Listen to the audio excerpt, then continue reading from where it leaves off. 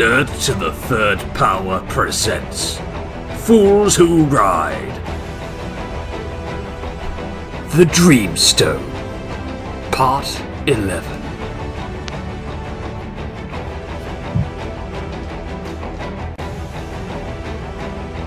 Greetings, adventurers, and welcome to the D&D world. If you get that reference, you may have visited an arcade in the 1990s. I am, of course, your game master storyteller for this evening, this afternoon, or whenever you find yourself across the material plane. I am Mike the Birdman, but I'm not alone as I trek into yet another adventure in Fools Who Ride the Dreamstone, an actual D&D podcast brought to you by Nerds of the Third Power. And as always, I am joined by someone out in the wastelands of the Midwest. Oh god, it really is the wastelands. My name is the Cat, and I am playing Lenore Longfire, a level 3 human plague doctor cleric. And of course, joining us from the land of Torchwood and Doctor Who. It's me, Skyblaze, and I am playing Alisaria Sunshadow, a level 3 high elf paladin. And finally, it wouldn't be the Nerds the Third Power show without the guy who spends entire paychecks on video games, but we love him anyway. Dr. Gonzo, playing a level 3 human knight, Marcus Hawk, and just a little pissed off that we can't seem to kill this goddamn thing. Although apparently you have a mistake to correct. Yes, so I did, once again, a little reading in the stat block, and we were talking a little bit off air, so a little bit of behind the scenes thing. I didn't comprehend something, but I do have a story reason as to why things did not work. But we'll explain that as once we conclude this adventure, we're going to do a behind the scenes discussion of how this adventure came to be, the thoughts and opinions, and how things went down. So when a game master does make a mistake, you do your best to correct it. Occasionally you can retcon something, and I have adjusted the creature's hit points to reflect the damage they should have done. So I'm just going to chalk this up to a delayed reaction on the creature's behalf. Maybe it was faking it till it makes it, as I was once famously told. That's in this podcast. Exactly. So with that in mind, we once again find ourselves battling this creature atop a hill as we are lurking outside the lair of Clovis, the knight who wants to do some dastardly deeds to the town of Cambridge. And the town of Cambridge is slowly going insane from the lack of the Dreamstone being present and the demon Pazuzu wanting to take it for his power back to the seven hells. So let us return. So the driving wind and rain is still pounding against you as you begin pounding this creature more fiercely with your weapons. However, as the battle has gone on, you've noticed you've been dealing damage to it, though it does not seem to be as effective as it should be. However, as your last blow strikes, you do notice the creature becoming considerably weaker. It drops to one knee for just a second, and entire chunks of its armor begin to slough off. Its studded leather begins to rapidly rot away and expose weaknesses within it, and it doesn't look as healthy as it did at the beginning of this particular fight. So, let us continue with this combat against this creature, which I have not yet named, as nobody can figure out exactly what this thing is. However, as we left us last hour, the Gorgon creature is beginning to pound at the ground and is preparing to charge. It hasn't charged yet, but it's definitely charging up, as it were. What are you all going to do? Okay, Well, so are we at the top of the battle order again? Yeah, Yes. we're still in initiative, So then, Skyblaze, you're up. Yep. I'm going to try and finish this undead creature off if I can, so I'm just going to attack it with my holy sword. Okay. Roll it.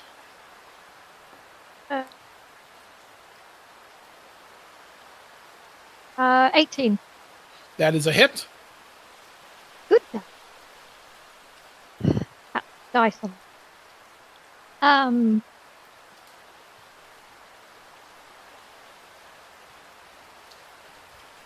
That's not as good dice, but I'll take it. That would be 7. Is this considered radiant damage? or just normal damage? Uh, Well, it's a holy weapon, isn't it? it's a holy weapon.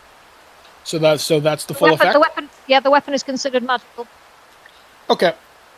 So you hit this thing. It is staggered. It's on the ropes. It's pretty beat up. Okay. I'm gonna yell to Marcus and Lenore. I'll handle this thing. You do something about that Gorgon. Okay. All right. So then, all right, it's my turn on the pecking order. I'm gonna steal a quick glance at the Gorgon and see if I can't see if its senses are impaired in some way. Maybe it's got poor eyesight. Maybe it's trying to track us just by sound. As far as you can tell, it's probably tracking towards the clanging of the metal and just the general din of the combat happening. The rain is still pretty heavy, but you could still see it, so presumably it can see you. Okay.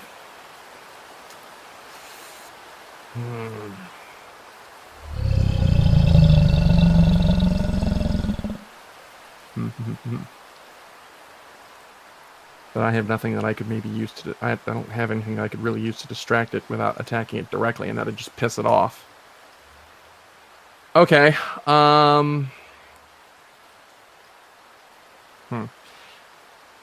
Is there any cover that I can hide behind?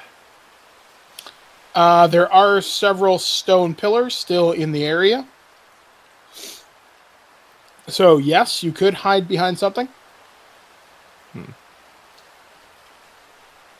Okay. All right.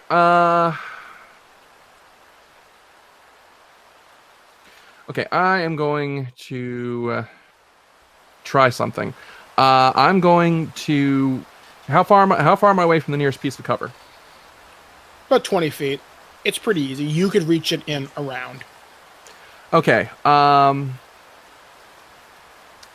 going to move to that piece of cover, and then using Lenore's mace, which I'm still holding, I'm going to pound a couple times on the stone, see it, and basically yell and holler and make some noise to see if I can't get the Gorgon's attention. Okay. So you start smacking the thing off of the stone. You start going, "Hey, hey!" The Gorgon looks at you. It locks its eyes with you and begins to charge. Okay. Can I make a dodge roll to get out of the way? You absolutely can. Alrighty. What's that rolling against? That'll be a dexterity roll. Oh, good. And I have a +3 modifier. Okay. All right. Okay. Now my dex. What is this green plus mark? Situational bonus. Will that work in my favor? What does it say? It just on the... Okay, let's see. Dexterity saving throw +3, +2 when not incapacitated. You add your shield's AC bonus to dexterity saving throws against a spell or other harmful effect of targeted against you. Okay, so no, that wouldn't help me here. Okay, so I just get my basic +3. Okay. Damn. This creature is trying to gore you, so it's going to get its full attack, but you can dodge it. Well, I'm going to dodge. Okay. All right. But it gets to hit first, so... Don't worry, it misses. I rolled a 4, and that's with a significant modifier. All right, so is that... So what happens to it? Does it just go right past me then? It goes right past you. It skids out because it rolled so badly, and it kind of... It's off balance. Okay, then in that case, hang the dodge roll. I'm going to go and move to another piece of cover while its back is still turned to me and hide behind that. And this time I'm going to keep quiet. Okay. Okay. Do I need to roll for that, or does that just happen? Nope, that just happened. So moving on to the next person. That would be... Oh, bollocks. Sorry. It's Creed. Oh, yep. Sorry, if you heard that, that was my my flat buzzer. Bear with me.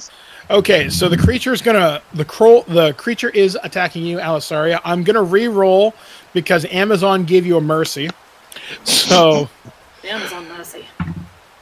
The creature totally whiffs this time, as opposed to last time it would have hit you. But that's only the first roll. The second roll, does a 16 hit you? Let me look. I suspect it probably does. Actually, it's a 20, sorry, because it has a +4 to hit. Oh, yeah, it does then. Okay, so A 16 would have equaled my armor class.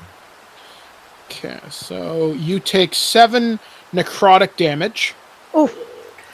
And then roll me a DC 13 Constitution saving throw.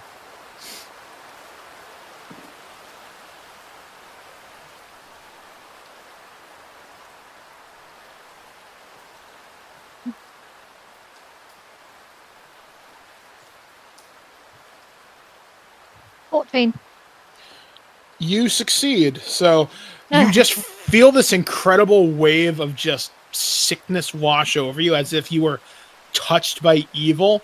And you got a feeling you got it out of dodge lucky this time. Like as if your divinity protected you.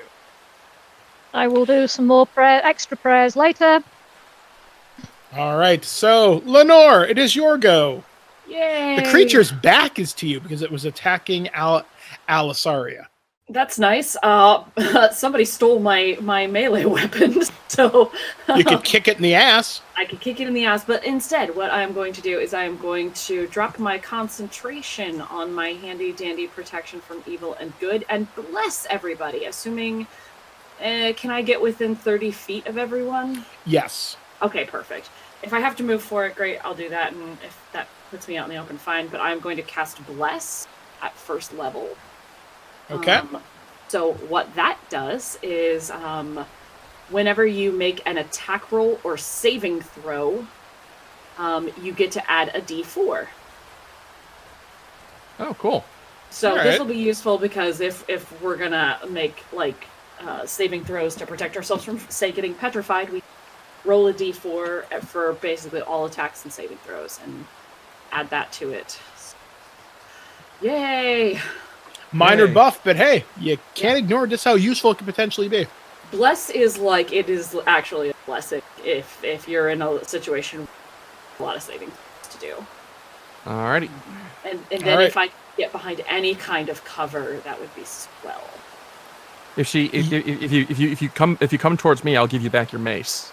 I think I've got an idea of how this this Gorgon is tracking us. Do I have enough movement to get behind a pillar or a wall? Yes. Or... Okay, cool. I want to get some cover then.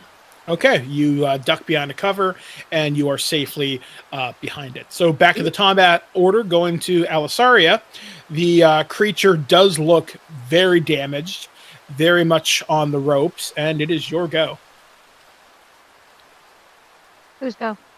Your go. Yours. I go. Okay. Sorry, you broke up, so I didn't hear you say my name. Oh, it's okay. All right, so the creature Right. is facing you, and it is your go. Okay. I'm going to take another swing at it. All right, go ahead. Yeah, I'm not on that. I rolled a 2 on the dice. You miss. Your attack goes harmlessly past it as the creature preternaturally predicts your movement, and your attack misses. Okay. Moving on to the next one. Marcus, it is your go. What's the Gorgon doing?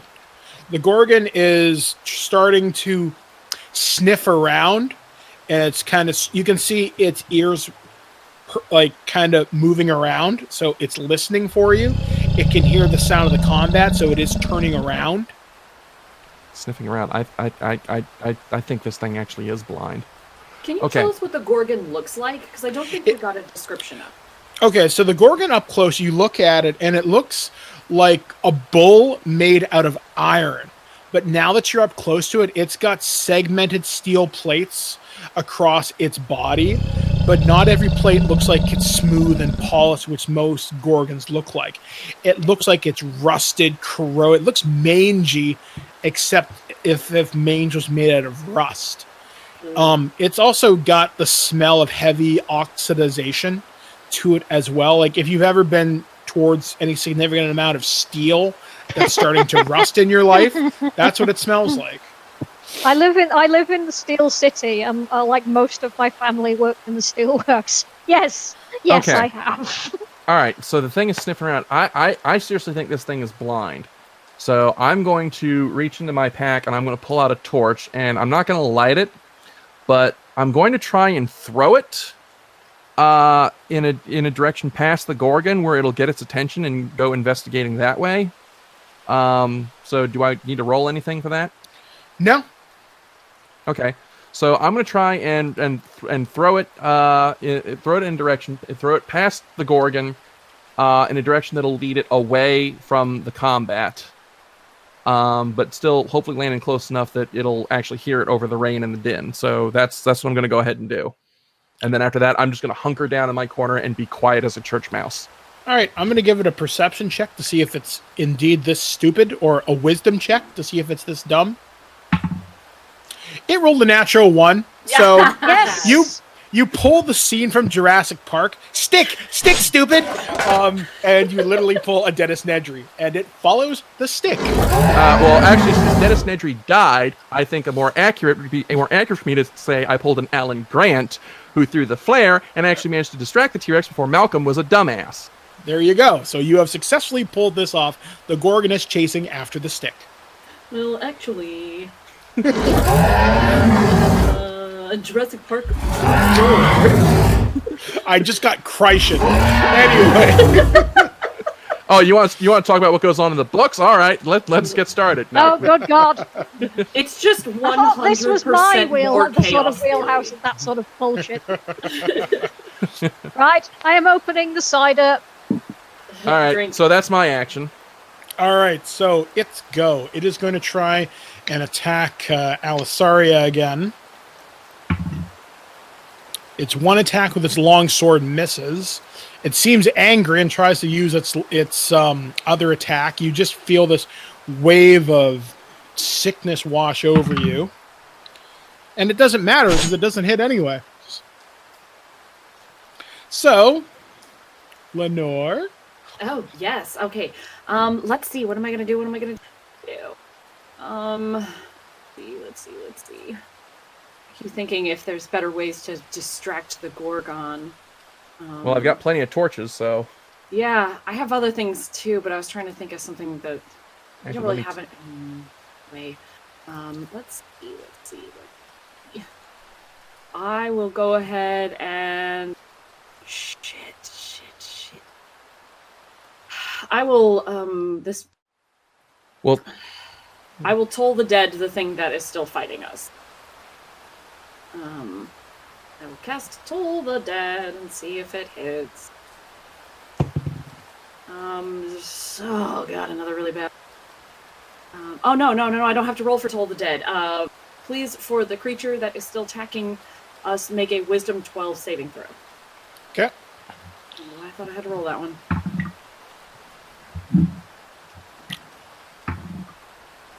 Fuck me, natural 1. Nice. Okay. Does that mean it takes more damage? I don't know how that I'll just say, it failed spectacularly, so you Okay. tell me what happens. Well, because I don't know if it has any resistance with Toll the Dead is it is necrotic damage. But I'm It just does have resistance to necrotic. yeah. It's my only damaging. So 2. You tickled it. I tickled. Hey, every little bit helps. So you've definitely distracted. I'll say that's what happens. Your spell doesn't do any damage because it does have a resistance to. Actually, no. You do 1 point of damage. I do 1 point of damage. I nick its ears. Actually, what Toll the Dead is, it hears the sound of a bell. Okay, so here's what happens in this situation. So as it hears the sound of the bell, the creature drops its sword, pauses for a second, and it drops to one knee. Ooh. It's not dead, but if you wanted to coup de grace this thing, Oh, yeah. now is the fucking time. Yeah. I said, it's someone else's turn. Somebody who has a weapon in their hand could coup de grace. Sorry, I think that's your cue. Yeah, it's a shame that we'd get dinged for the copyright because Metallica's For Whom the Bell Tolls would be really appropriate right now. That'd be good. Ask not for whom the bell tolls, it tolls for thee. I'm actually going to say that as I swing my sword to cut his fucking head off. Well, then go ahead and say it so it's actually in the recording instead of just me doing it. Ask not for whom the bell tolls, it tolls for thee. Bitch. And that's a 19 on the dice. That's a hit. Awesome. Good dice. You praise your dice when they do well. I would not know. All right. So then, is it dead? Right. All right, so you hit this thing pretty much no matter what you do. It's 10 points of damage. You hit this thing, your weapon cleaves straight through it, pretty much cutting it cleanly in half. That's hot. And all life, or whatever animating force that was doing so, leaves its form. It slides to the ground in a very messy and disgusting heap. The Gorgon is still chasing the stick. Okay, I think that's our cue to scoot. Can we make it to the door from here? Absolutely, just full out run. Yeah. How Let's far do away that. are we from the door? Moving. About 360 feet. Yep. I'm gonna take the Gorgon chasing the stick and very quickly throw a prayer of thanksgiving to my god and run to the door. Yeah, I'm All gonna. Who are my gods again? Which one? I've got Selune, Sune, and Timor. Which one is the god of gambling? The one that just lets you live. Run! Yep, we run. I'm praying to Paylor. I'm praying to. I think it's Timora. You're praying to all of them. You're like, please, whichever one is gonna let me live. Let me live. Yeah, Timora, goddess of good fortune. I say a prayer to. I utter a silent prayer to Timora for letting my gamble work, because holy shit, that was going all in if ever there was. All right, so you run up to these big, heavy iron doors. As you approach them, they are just ever so slightly open. You open the door, and you enter inside. Did the Gorgon follow us at all? Oh, no, it's still stupid. Oh my god, that's amazing. So, as you get inside, It had a major attack of the stupids. you found the only derpy one in the entirety of Faerun. So, No, because Derpy the Gorgon. It has a name now. like, All right, can we assuming shut the door behind us? yes. Okay, let's do so. Assuming All right, we so survive this, we're gonna go to a bar and we're gonna be telling people all our adventures and be like, oh, in the Gorgon, we defeated it with a stick. No, excuse me. I defeated it with a stick. That was my play. Collectively- That was my play of the game. Collectively, we as a team. I want We'll all fan be art of tributed. Derpy. Yes. I want fan art of Marcus just hucking this stick and having the Gorgon chasing after it. Yeet! All right, but If this was a game, like a video game, after doing that, you'd get like a mini pet of the tiny mini version of the Gorgon, which would follow you around. Oh, yeah. achievement unlocked. Fetch. All right, All right. but So- putting the train back on the tracks. So, as you enter the big stone structure, you come into a large, I guess what would be considered a foyer. You see what looks to be a fountain that's been long dried up. It's got like calcium deposits everywhere. You see moss hanging from the ceiling. You see there are tons of lit torches everywhere. The rooms are relatively well lit. It does lead further down a fairly long hallway. And you can't see too far down the hallway, but it does lead down. You can tell that just from the angle of ascent. It's a smooth surface. It's not stairs. And I presume you all are going to head deeper down. Well, let's. Is that the only way down? Yes. Okay. Before we do that, I'm gonna ask Lenore if she can, if she's got any spare healing available. Oh yeah, and I'm also going to give her back her mace. Yes, thank you. Yeah, let me get you a slots. see. I've got a couple of healing potions if you don't want to waste a spell. We'll save them.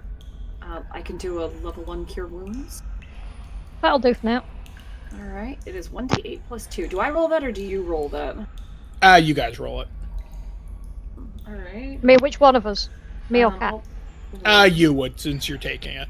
Okay. Okay. So what was it? 1d8? 1d8 plus 2. Okay.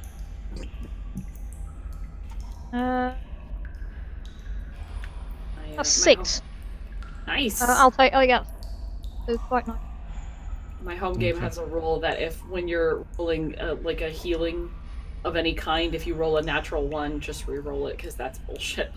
Okay, I want to take a moment to examine the door and see how sturdy it is because I don't want to risk the Gorgon charging in after us through the door. So, is there a way to latch it or lock it, and how sturdy is it? Yes. You bolt the door shut with those huge wooden things, but the door is made out of solid iron as well. It's pretty sturdy. It would take the Gorgon significant effort and time. Okay, all right. So then in character, I'm going to say, well, it's a good thing that they basically had Fluffy guarding the door. Are there any statues on the inside? Yes. As you look around, you do see a couple, what you would assume to be former victims of the Gorgon. Like you see what was probably a couple of halflings and probably a human adventure, but you also see statues that look like traditional kind of gargoyles, that sort of thing, basically ornate, decorative statues. You do see, as you look towards the ceiling of the room, there is a more ornate statue that resembles what you saw in Cambridge when the creature came out of Lord Kilsh's son, whose name I don't remember at this current time. I'm sorry, it's been a significant amount of time since we recorded that episode, but regardless, that is what you see. All right. I don't suppose there's any cover around where we might be able to stop and take just a short rest to kind of recover our breath and spell slots. Well, you are inside, but you also don't know what's in here. So how long is considered a long rest? Like 4 hours? I was saying short rest. It's Short rest? A Yeah. long rest is 8 hours. A short rest is going to be like an hour. All right, probably a good idea to then not to do it here, but if we find a place that's sort of out of the way where we might be, where there's not a whole lot of foot traffic, maybe we should just stop and just take a short rest because I also used up my action surge, and I have a feeling we're going to need it. I will get nothing back with a short rest. So. Well, but you can explore if you want to go down that hallway and see what leads you down. Well, it looks like there's nothing for it, but to do that. All right, so you start walking down, and you only walk down maybe 5 minutes or so, but you can tell you are descending deeper underground. You eventually come to a wider area that opens up into a significantly more assortment of rooms and other areas. The area does seem rather upkept, all things considered. Like, it's not very dirty, it's not very dusty. You don't hear anything down here, though. It's literally quiet as the dead. Looking around, if you want to each of you roll a perception check, you can take a quick look around. All right. That's a 15. Okay. 14. A 3. It's a room. Yes. So as you look around, you discover rooms that would probably be dormitories or some kind of bedding. What might be a higher class officers' quarters, perhaps a barracks area. All the beds look like they haven't been slept in some time. There's what would probably be a alchemist laboratory. There is still some liquid in some of the bottles, but it doesn't look like it's been disturbed in quite some time. There is an armory. Armory. Down here. Yes. I want to examine the armory. All right, so you go into the armory, you brush past a fairly moldy cloth as you enter the armory. You see pretty standard stuff like short swords, long swords, a few spears. nothing you wouldn't find in your average like kind of peasant store. Like all the good stuff has likely been taken or been used. So there's nothing silver here? You don't see anything silver, but if you want to take a deeper look, you do see several chests along the back wall. Okay, well, having played Dark Souls, I'm first going to take my sword and give each of the chests a good firm poking. To check for mimics. All right. So you give each of the chests a good firm poking. You're gonna get a weird look from me. He's like, "What are you doing?" And I'm going to look back and say, remember Rule 35? Always check for mimics. Right. Okay, so does anything happen? No, nothing. Okay, so I'm going to... Can I open the chests? Yeah. All right, so I'm going to open them. All right, you open the chest. You find 50 gold in each. Flasks of some liquid. This is kind of a clear blue liquid. You don't know what it is. All right, so how many chests are there? 3. 3. Okay, so everybody add 50 gold to your tally because we're going to split that evenly. How do you intend to carry it? In my wallet with the rest of my gold. You know how big 50 coins is, right? Are you actually using encumbrance as a Not encumbrance, I'm just saying think about how big it is. If you have a backpack or something, then yeah, sure. Yeah, I've got a backpack. Yeah, okay. I do too. Or sacks. That's all I'm saying. Just if I said there's 3,000, how would you carry it? Well, you didn't. You said 50. Okay, So. with this gold, we are going to purchase a Well, hang on. There's still more stuff in here. bag of holding. Well, if we have enough in our, to pool for it. What else is in the chest? You said some flasks with some liquid. Yep, you see each of the chests has a flask in it that has a thing that looks like kind of like blue Kool-Aid. All right, Lenore, does this look like something useful to you? Let me see. Can I roll a some sort of check, like a medicine check or something, to know if it's potion or something? Cool. I'll make a medicine check. 22. All right, so you open the stopper. You take a smell. You smell very floral things. You can smell some other stuff in there, like besides flowers, you do smell garlic. You smell something else. You're not quite sure what it is. If you had to venture a guess, a fairly educated one, you might say this is cure poison. Okay, so everybody take one of those. Yep. And other than that, at the bottom of one of the chests, there does seem to be something else. Okay. It's almost like a latch. Like there's something underneath almost like somebody's holding the chest to the floor. All right, hang on a second here. I'm trying to add the poison, cure poison to my That's a good idea. inventory. Potion, filter, poison. Potion of poison or potion of poison? Cure poison. Well, well, I don't see a cure poison. I see. I'm coming up with potion of poison resistance. Resistance. Whatever. I just made it up. All right, so we'll add one of those. Okay. All right, can I undo the latch? Yeah. Okay. I'm gonna stand well back. Well, hold up. Hang on. Can I roll a perception check to see if there are any if this thing might be rigged? You can try. Okay, I'm gonna roll a You're not a rogue, mate. Well, just me being cautious. So I'm gonna roll 19. You do see it is attached to something under the floor. Attached to something under the floor. Okay. All right.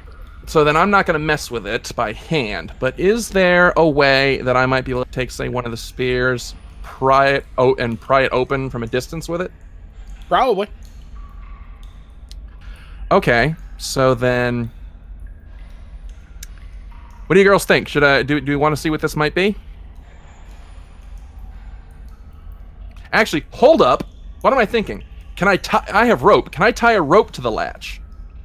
Yeah. Okay, so I'm gonna tie one end of my rope to the latch, and then me and the girls are gonna get on the other end of the rope, hopefully outside of the door, and then from the other side of the door, I'm just going to give the rope a good hard yank. Okay. So you do that. You yank it as hard as you can. You hear a loud click from somewhere. And then a boom! You're not quite sure where it came from, though. It definitely came from outside the room. Fairly close, though. Okay, well... Alright, so then I'm going to go back in and examine what was underneath that latch. A set of mechanical gears that led to something under the floor. Some kind of internal mechanism. But no additional treasure? No. Okay. Can I roll a perception check to see if there might be any other useful weapons or tools in this room that we might be able to use? With an emphasis on searching for silvered weapons, because as we've established, this thing is... If we run into another Captain Howdy, we're just boned. So as you look around the room, despite your best efforts, you don't find anything additional. You find maybe a few more gold pieces, but they are pretty tarnished. So yeah, if you want to add 5 additional gold each a piece, you could, but you don't find anything else of use. All right. Okay. So that's all the goods that are in here. That satisfies my investigation. Do we want to check out the Alchemy Lab? Yes. Yeah. All right, so as you go back outside into the main hall area, as it were, you notice the passageway in which you came in has now been sealed. Ah. Well, That happened. Anti-theft device. Yeah. Well, you wouldn't you put an anti-theft device on the inside without leaving yourself a way out, so I'm confident that there is an exit in here somewhere, but that means we'll have to go deeper to find it, probably. I doubt Clovis would be so foolish as to lock himself in. Well, his out might be something supernatural. Well, In any case, Alchemy Lab? Yep. So you enter the Alchemy Lab. You start looking around. You see tons of old books that have evidently been there so long that the ink on the pages has faded into... It's nothing legible anymore. The pages are so moldy, it virtually crumble to dust as you touch them anyhow. Looking around, like I said, you do find some liquid in some of the bottles. You can, from what you can smell, they were likely used to brew those cure poison wounds, or those cure poison potions that you have. You do find ingredients that would be useful in creating other potions. However, you don't know what the expiration date is on them, how long they've been around. It doesn't look like anybody's used this lab in quite some time. Everybody roll me a perception check, though. Yeah. 17. Damn, this dice is hot today. mine bloody isn't. It rolled a 5. 13. Okay, Marcus. So as you're rolling, or as you stop and listen, you kind of go shh, shh, shh, shh. And you hear something kind of skittering around, like above you. Not like, so you look up and you see something, but you hear something tapping. It's a fucking It's spider. skitter. All right. Readying my sword, I'm going to look up at the ceiling and see if I can't find the source of the skittering. You look up and you see a grate, a wooden grate, and you can hear something. You also smell something gross. How much you want to bet that's not the toilet? And the more you listen, you hear more of them. You definitely hear 2, and they sound heavy. Like, hear 2 what? 2 creatures or 2 sets of 2 feet? What? You hear 2 distinct sets of movement. You don't know what they are, but you definitely know there's at least 2 of them. Okay, if I can hear them, they can probably hear us. So, how sturdy does that grate look? One good yank could probably do it.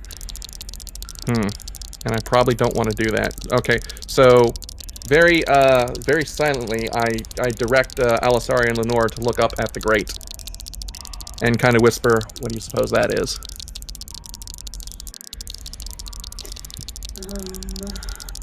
I assume we don't see anything better because I don't know, but I'm guessing it's bad news. There hasn't been any good news so far. You are not wrong. Okay. Is there anything that we can take in here and leave without making any more noise? Not really. I was gonna take whatever ingredients I could find, if they were like herbs or anything like that. You do find some miscellaneous herbs, but you don't know, like, once again, if they have turned past the point of usability. I think So I would suggest know, just. but that's okay. Yeah. Oh, okay. Well, Because you would she know. is a Just plague because- doctor. Yeah, my whole They thing wouldn't is be of. centered. They wouldn't be of any real use to you. Okay, then fuck it, I'll leave them. Okay, so then... Wiley, you need to go, puppy. Sorry. Wiley's being a cat. Go see Mummy. Okay. All right, let's head back out to the main hall. Yeah. So it's just the Alchemy Lab, the Armory, and then you said the barracks? Yes. Okay, As and we then... leave, can we roll perception to see if anything sounds like it's following us? Yes. Okay, everybody roll perception again. Ugh, 16? Same roll. So, 13. as you enter out into the main hall here, you I got 16 on that. both of you stop and listen. You can hear things moving around, heavy things. And you hear some coming from below you, because you look around, you see another one of those wooden grates. Except this one is partially shattered. Oh dear. How large is the hole that has been shattered? Probably about 1.5 meters across. Oof. So something big could fit through it. A person could, for sure. Okay. The other things, the more you listen, the more you hear these things. You can now hear 4 distinct bits of movement. I think that's our cue to Scarper. With leaving. All right, so as you continue to look around, you do find an additional staircase that, as you continue to go down, there are still significant amounts of torches, but they do start to get spaced farther and farther apart. And the rock work goes from being immaculately done to being a little less so the further you go down. Okay, I'm going to pause at one of the torches and pull one of my torches out of my pack and light it against one of the lit torches. Okay, you do that, and you start to see the cave walls kind of light up, and you see the ceilings here seem just utterly huge, considering how far you're likely down. You can see stalactites and everything else. You can hear water dripping from the ceiling. As you do that, can you... something's about to happen to you, so just give me a sec as you look up. Something lands by your foot, heavy. And this creature that looks like a stalactite slams into the rock beside you. Okay, do I need to make a dodge roll, or do I just... No, it slammed into the floor, but everybody else roll dexterity with advantage. That's nice. Is this a saving throw? Yes. Sweet, I have no bonuses. 16. 15 from me. Okay.